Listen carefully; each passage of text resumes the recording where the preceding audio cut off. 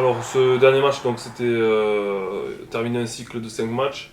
Je pense qu'on était resté un petit peu sur l'euphorie d'Avignon et ce match qui avait été apprécié de tous.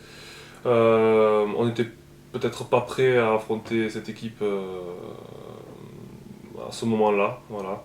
Je pense que j'ai une part de responsabilité aussi dans cette défaite.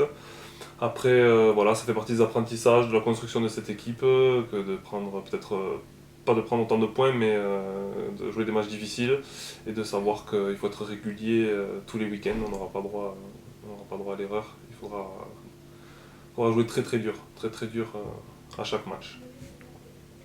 Ce que je retiens, c'est quand même la progression assez rapide de l'équipe qui est passée d'une grosse défaite à une belle victoire contre Avignon.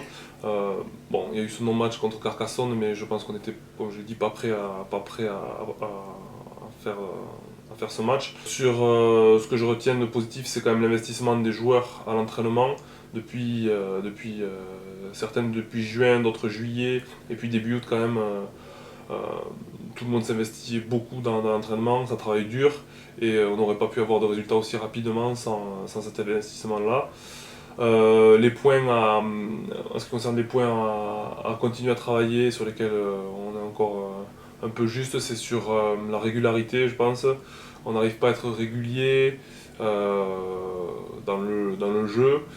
Voilà, cette constance-là, il faut qu'on apprenne à la garder et à chaque match pouvoir répéter les mêmes efforts sur chaque match avec autant d'intensité, ça c'est très important.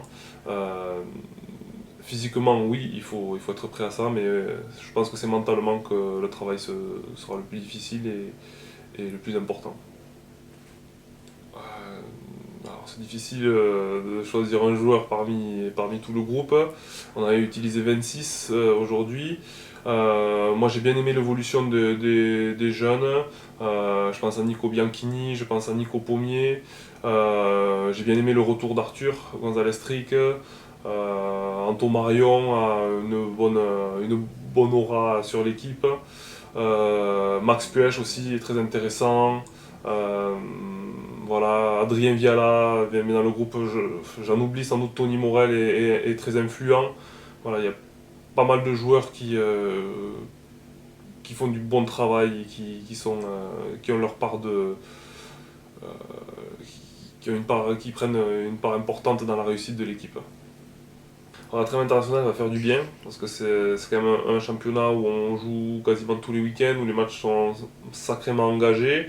Là, on a ce cycle de 5 matchs, on a cette courte trêve, on reprend Limoux qui est quand même, ça va être une équipe de haut de tableau selon moi.